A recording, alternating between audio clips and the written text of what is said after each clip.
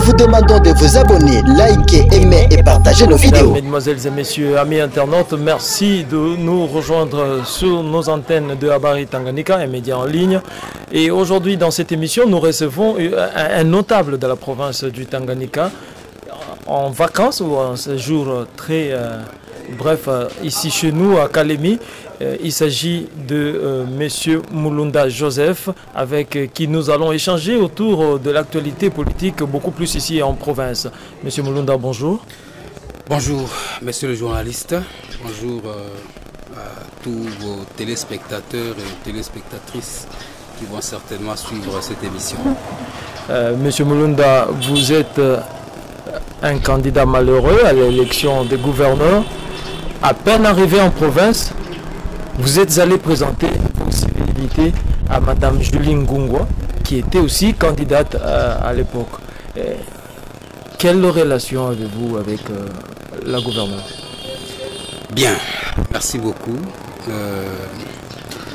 Sitôt arrivé en province, il était de bonne loi en républicain de présenter mes civilités à l'autorité provinciale qui, par ailleurs, représente le gouvernement central, si pas le président de la République en province.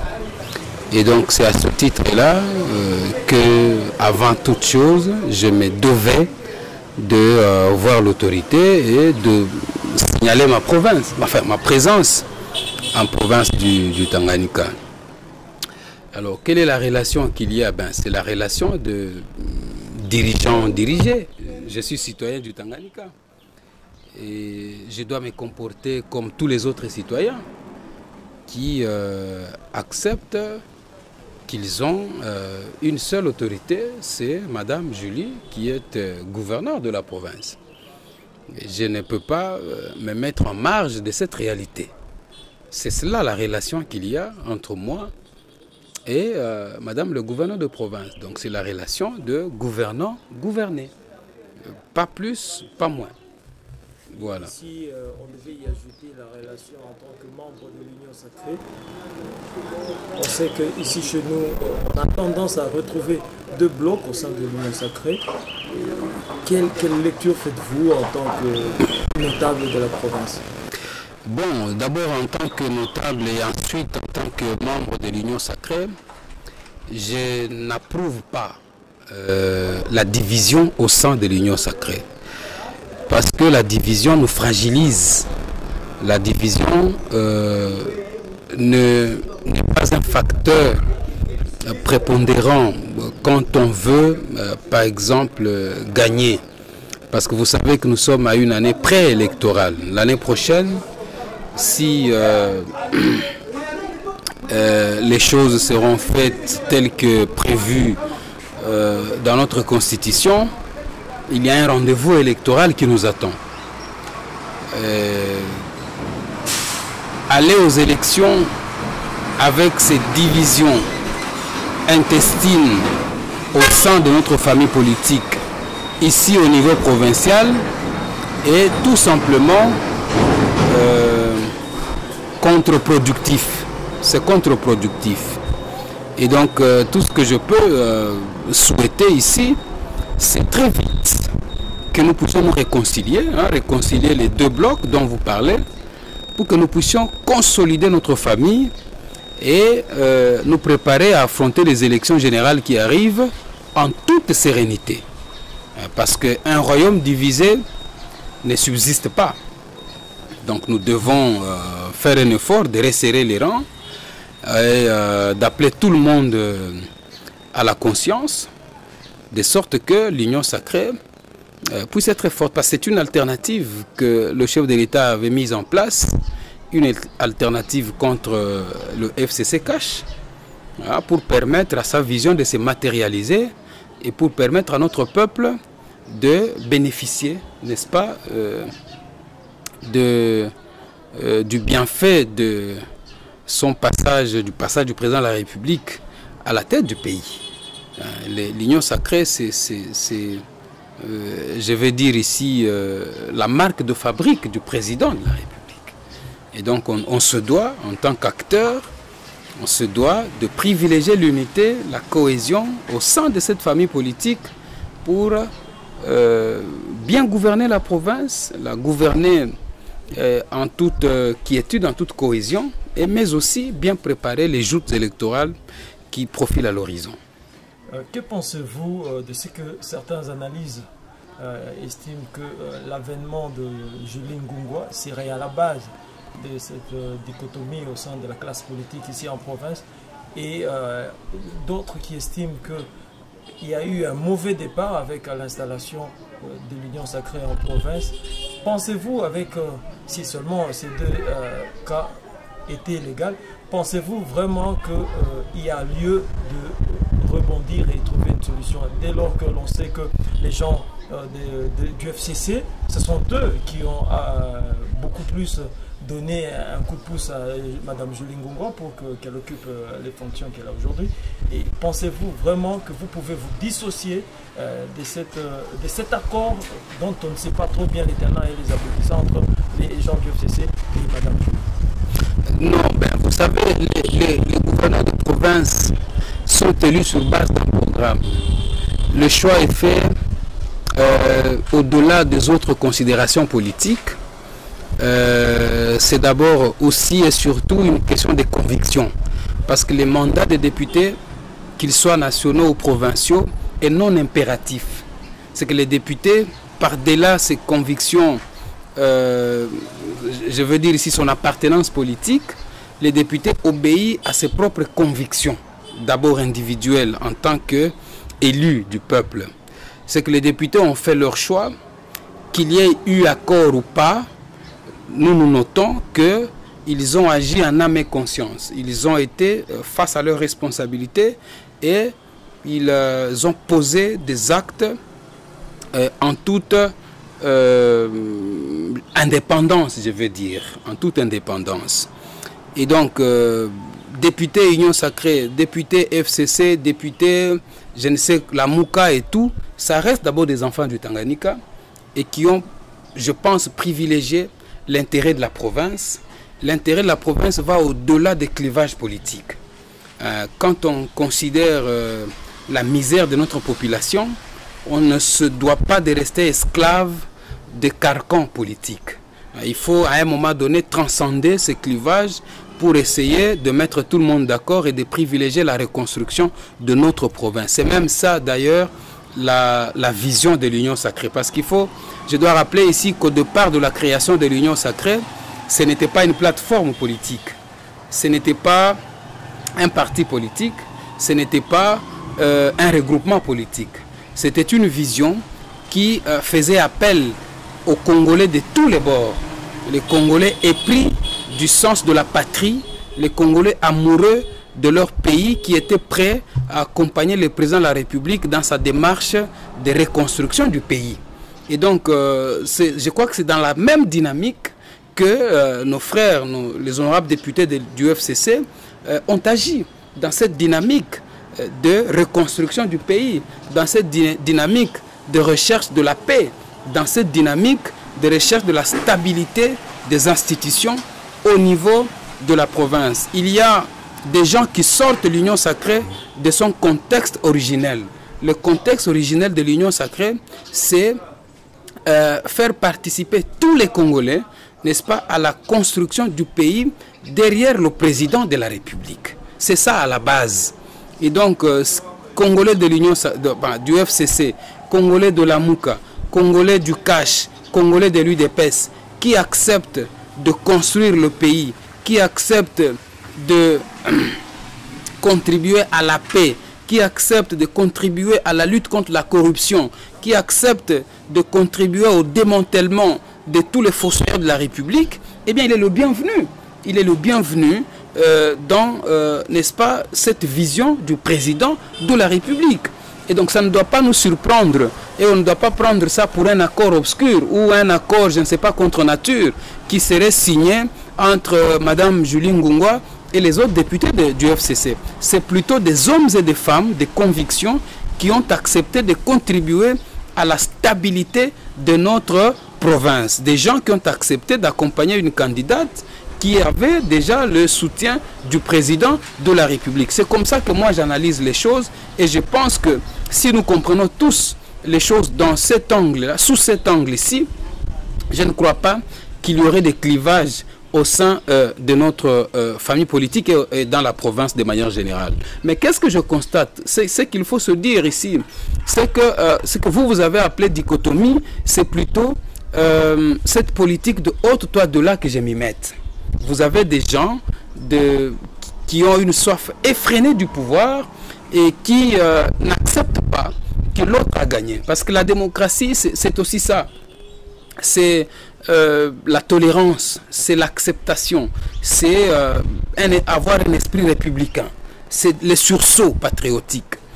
Il faut accepter, c'est mettre à l'évidence que voilà, il y a un qui a gagné et nous autres, nous pouvons nous liguer pour privilégier l'intérêt général, pour construire la province et faire bénéficier la population de ce que nous avons comme projet, comme politique publique, et mettre cela en place et faire avancer les choses dans la mesure où notre population va se retrouver.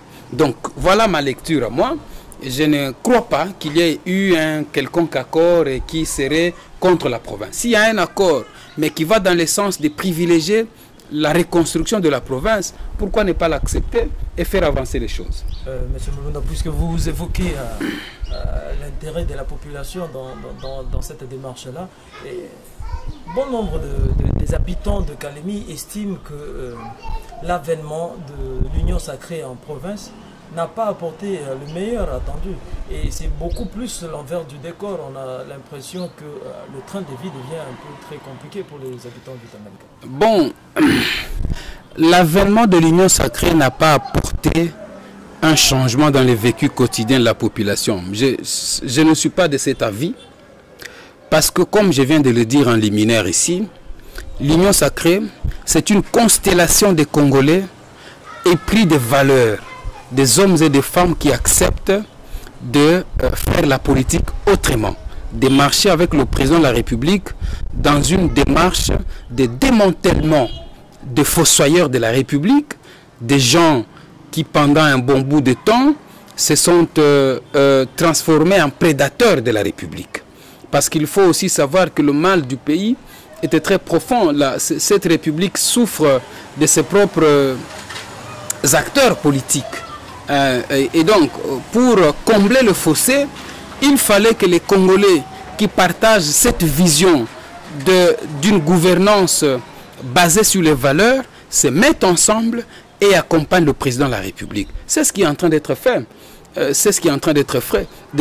Donc il ne faudrait pas que nous puissions danser plus vite que la musique. L'Union sacrée est arrivée, le travail commence à être fait, les institutions provinciales viennent d'être installées, les institutions issues des élections de mai dernier, le gouvernement provincial est là. Je crois que maintenant nous pouvons observer. Nous pouvons observer, voir comment est-ce qu'on va diligenter ces politiques publiques incarnées par l'Union sacrée qui vont dans le sens de transformer notre province. Et d'abord, tout doit commencer par la prise de la conscience collective de tous les acteurs. Il ne faut pas croire que l'Union sacrée, c'est une baguette magique qui va venir tout changer automatiquement.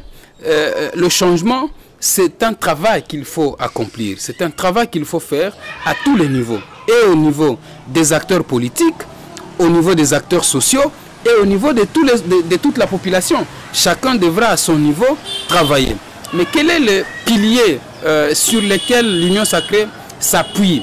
L'Union sacrée s'appuie parce qu'il n'y a pas de développement sans mobilisation des recettes. L'Union sacrée s'appuie sur l'état des droits, sur la justice, sur la lutte contre la corruption, sur le démantèlement de ces réseaux mafieux à tous les niveaux. Il faut démanteler ces réseaux pour que nous ayons plus de recettes et que lorsqu'on a plus de recettes, on peut finalement construire les routes, réhabiliter les hôpitaux, réhabiliter les écoles, en construire de nouvelles et faire bénéficier à la population des richesses de la République et du Tanganyika en particulier. C'est celui-là le travail. Ce travail-là n'est pas facile à faire. C'est un travail hardi qu'il faut mener avec beaucoup de courage et d'abnégation. c'est un travail qui nécessite beaucoup d'abnégation, c'est vrai, mais on ne sent pas vraiment cette volonté au sein de l'Union sacrée. Il y a plus de théorie que de pratique. Il n'y a pas assez de lutte contre tous ces mots qui rongent la République. Ça, c'est d'après certains analystes. Autre fait, c'est à moins d'un mois de la rentrée parlementaire ici en province, avec tout ce qu'il y a eu comme secousses à l'Assemblée, où 2 bureaux se battent pour occuper la tête de l'Assemblée provinciale. Quelle est votre lecture par rapport à ça? Bien, notre démocratie est constitutionnelle. Et toutes les institutions, que ce soit en province ou au niveau national, sont régentées par les textes. L'Assemblée provinciale a un règlement intérieur qu'il faut absolument respecter. Il y a là la loi de la majorité et la loi de la minorité. Il y a une minorité qu'il faut respecter et il y a une majorité qui normalement s'impose. La démocratie l'a voulu ainsi. Maintenant, il y a 2 bureaux aujourd'hui. La question qu'il faut se poser, c'est que pourquoi? Qu'est-ce qui a été reproché au bureau Madame Virginie? Est-ce ce reproche avait respecté les textes qui régissent l'Assemblée provinciale ou cela n'a pas respecté les textes? Si ça respectait les textes, notamment le règlement intérieur, la Constitution de la République et les autres lois de la République, eh bien je pense qu'il faut revenir au bon sentiment. Le bon sentiment ici, c'est de respecter les textes. Si les textes ont été respectés, c'est qu'il faut faire appel au comportement républicain. Les incriminés doivent accepter de se plier à la dictature des textes. Parce que la démocratie, c'est la dictature des textes. Tout le monde doit se soumettre à la force des textes. Mais moi, ici, mon point de vue, c'est que tous les 2 bureaux doivent se soumettre à la dictature des textes. Ils doivent rentrer dans les textes qui régissent l'Assemblée pour les respecter. Et respecter la loi de la majorité, aussi celle de la minorité. Si la majorité aujourd'hui estime, et c'est démocratique, si la majorité estime que l'autre bureau qui était là ne peut plus diriger l'Assemblée provinciale au regard d'un certain nombre de griefs, il faut respecter. La minorité doit se plier à la volonté de la majorité. C'est cela la démocratie. Comme nous l'avons fait. Nous étions candidats, la majorité des députés provinciaux a décidé que ce soit Madame Julie. Nous nous sommes pliés. Nous avons accepté qu'il y a eu un gagnant et nous autres, nous pouvons nous contenter du résultat que nous avons eu et continuer la vie. Et donc, si au niveau de l'Assemblée, eux qui sont en province des gardiens de la loi, l'incarnation des lois, ne savent pas respecter les lois, ils prêchent par le mauvais exemple. Ils prêchent par le mauvais exemple. C'est là qu'on devait voir des hommes et des femmes d'État. C'est à l'Assemblée provinciale. Des hommes et des femmes qui transcendent les égaux. Parce qu'ils ne s'appartiennent plus. Ils appartiennent à la République. C'est des citoyens que tous les Tanganiquais regardent. On regarde ce que font les députés provinciaux. Parce que non seulement qu'ils sont des hommes d'État, ils constituent également une élite au niveau de la province. Une référence au niveau de la province. Lorsqu'on veut parler des hommes éclairés, en province ici, on voit notamment les députés provinciaux. C'est qu'ils ont l'obligation d'exemplarité. Ils doivent montrer l'exemple pour que les générations futures ou les générations présentes suivent ces bels exemples qu'ils vont donner. Si à leur niveau, ils ne savent pas respecter les textes, alors dites-moi comment ils vont faire pour faire respecter les textes au niveau de l'exécutif qu'ils sont censés contrôler. Parce qu'eux doivent contrôler l'exécutif. Et donc, comme ils sont contrôleurs en chef en province, ils doivent être exemplaires. À leur niveau, ils doivent être exigeants vis-à-vis d'eux-mêmes pour respecter les textes qui régissent l'Assemblée provinciale. Les 2 bureaux doivent se conformer à ça. Mais qui ouvrira la séance? d'après vous, eu égard à tout ce qui s'est passé, à l'implication même de la hiérarchie au niveau national, où le ministre Asselo a donné des points de vue, de mots d'ordre, deux fois respectés, deux fois c'est à demi-teinte. Bon, on ne comprend toujours pas trop bien la question, mais d'après vous, à l'heure actuelle, dès la rentrée ici, on doit s'attendre à quel bureau? Bon, l'Assemblée est aujourd'hui en mode veille. Jusqu'à nouvel ordre. Le ministre de l'Intérieur, le VPM, a, je dirais, stoppé les activités en entendant une certaine conciliation, en entendant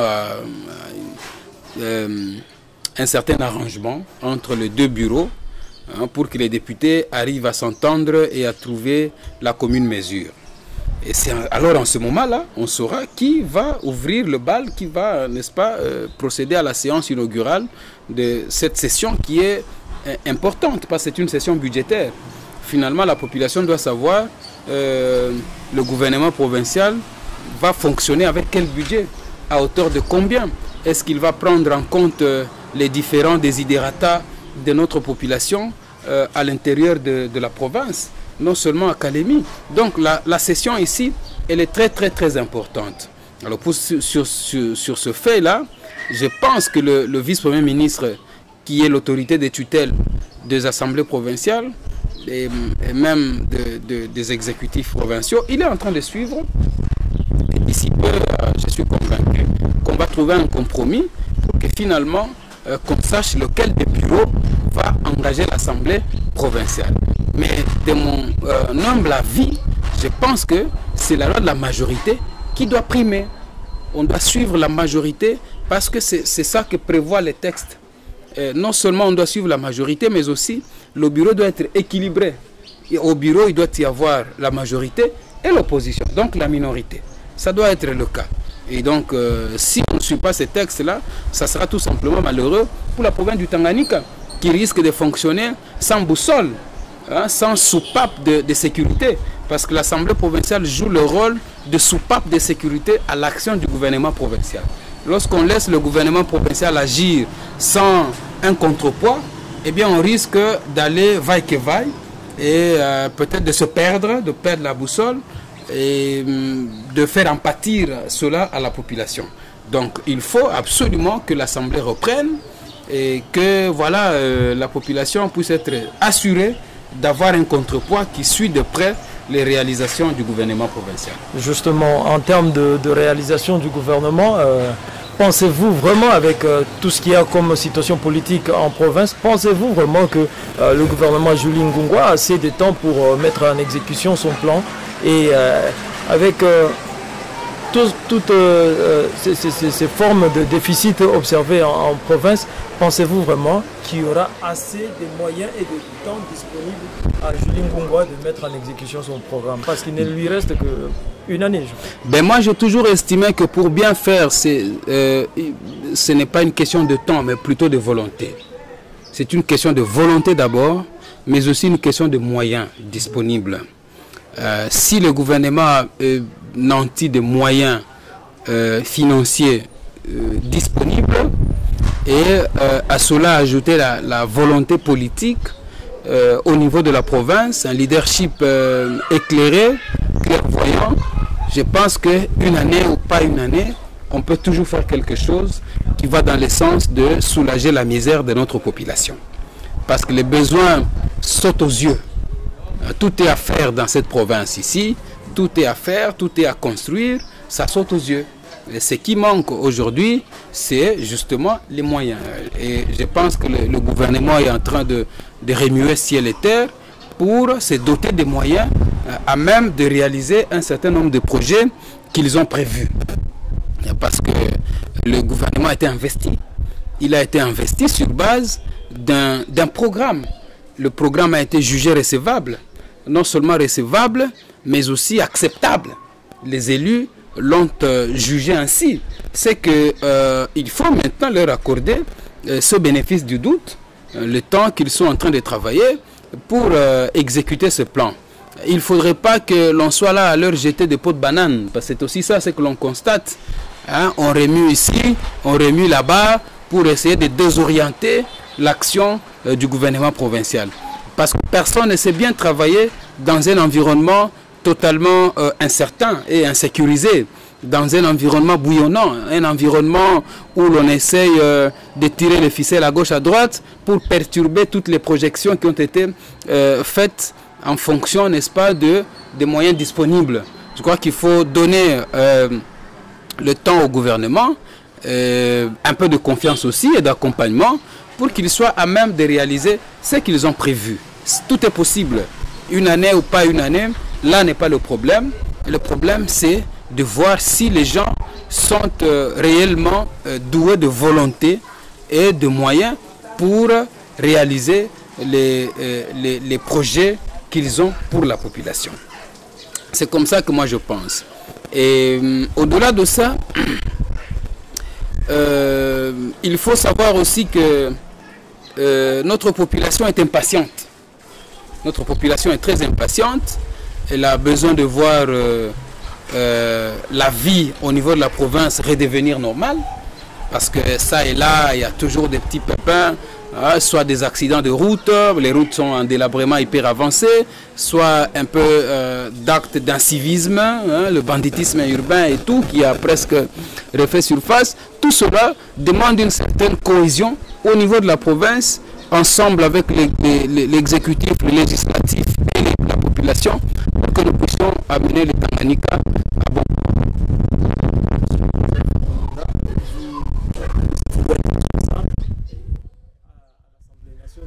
Vous observez également nos élus qui nous représentent là-bas, qui représentent la province du Tanganyika.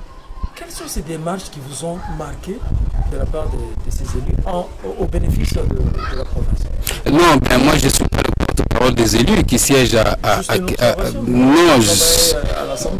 oui, ben écoutez, le travail d'un élu est celui de légiférer. Les élus, ils sont là pour légiférer. Et nous, qui sommes des personnels politiques, nous sommes pratiquement en train d'assister les membres du bureau de l'Assemblée nationale. Donc, je ne voudrais pas ici commenter sur le travail que nos élus font au niveau de la Chambre basse du Parlement. D'accord, on a compris. M. Mulunda, pour chuter avec ce petit programme, quels sont vos objectifs en termes d'acteurs politiques dans l'an 2023? Bien, j'ai toujours estimé que la politique, depuis 1960 jusqu'à aujourd'hui, dans notre pays, devient un tout petit peu le déversoir de toutes les antivaleurs. Il faut, et c'est ça mon ambition, inventer un autre modèle de réussite et d'ascension sociale qui permette à la jeunesse de se désintéresser de plus en plus du secteur politique. Parce qu'en réalité, la politique ne donne pas l'argent. La politique n'enrichit pas. La politique régente plutôt la vie en société. C'est comme on a toujours dit, c'est l'art de gérer la cité. Mais l'impression que nous, jeunesse, nous avons aujourd'hui, c'est que pour réussir la vie, ça veut dire, je prends réussir la vie dans son sens le plus, je dirais, moins rigoureux possible. Je prends réussir la vie dans ce sens le plus profane possible. C'est que se construire une maison, avoir un véhicule, voyager en business class, amener les enfants dans les bonnes écoles, leur offrir des soins de santé de qualité. Seuls les acteurs politiques peuvent s'offrir ce luxe-là dans notre pays. Ça donne l'impression à toute la jeunesse de la RDC que si vous voulez avoir ce minimum pour vivre, il faut absolument se muer en acteur politique. Il faut faire la politique pour être capable d'amener ses enfants à l'école, pour être capable de vivre dans une maison qui réunit plus ou moins les bonnes conditions, pour être capable de voyager en business class. Alors qu'en réalité, ça ne devrait pas être ça. Le modèle de réussite que moi je pense inventer, c'est celui qui doit être basé non seulement sur l'entrepreneuriat, mais aussi sur les autres secteurs de la vie. Par exemple, la science, la médecine, hein, l'économie. On doit avoir des opérateurs économiques qui inspirent confiance, qui attirent les jeunes à entreprendre pour réussir la vie dans les domaines qui créent de la richesse. Parce que en réalité, ne doit faire la politique que celui qui a déjà réussi dans les autres domaines de la vie. Quelqu'un qui a réussi en économie, quelqu'un qui a réussi en sciences, quelqu'un qui a réussi, je ne sais pas, dans les commerces, ainsi de suite. Parce qu'il a réussi, il a fait ses preuves. Maintenant, on peut lui accorder un mandat pour être sûr de diriger une cité. Donc, moi, c'est ça ma vision. Et je suis en train de faire un effort pour sensibiliser la jeunesse à investir dans les autres domaines de la vie. Parce que nous pensons que c'est seulement la politique qui donne l'argent. C'est comme ça que vous voyez aujourd'hui, tout le monde est en politique sans maîtriser le b.a.-ba ne serait-ce que de sa doctrine politique. On ne connaît pas, on est socialiste, est-ce qu'on est libéral, est-ce qu'on est anarchiste, ou ainsi de suite. Il y a un imbroglio tel que les idéologies politiques ne sont même pas connues. Et là, moi, je m'investis dans cette dynamique-là de sensibiliser la jeunesse pour que nous puissions créer un autre modèle de réussite dans notre pays. Mais cela passe inévitablement par certaines réformes qu'il faut mener aussi. Hein, au niveau de notre système éducatif, des réformes qu'il faut mener pour encourager l'entrepreneuriat, des réformes qu'il faut mener pour aérer le climat des affaires, l'assainir complètement et encourager, n'est-ce pas, les talents des jeunes à investir dans les secteurs porteurs. Et donc, pour que de plus en plus nous puissions laisser la politique à ceux qui sont aguerris et qui ont fait preuve de réussite dans les autres domaines de la vie. Voilà ce que je pense. Monsieur Joseph Mulunda, merci d'avoir répondu à nos questions. Merci également à tous nos amis internautes qui vont suivre cette émission. À plus, on espère qu'on aura une autre occasion pour en parler. Merci beaucoup, merci de l'opportunité que vous nous avez offerte de nous exprimer à travers votre chaîne de télévision. Merci infiniment et j'en profite encore une fois pour saluer tous mes compatriotes du Tanganyika. Merci beaucoup. Merci.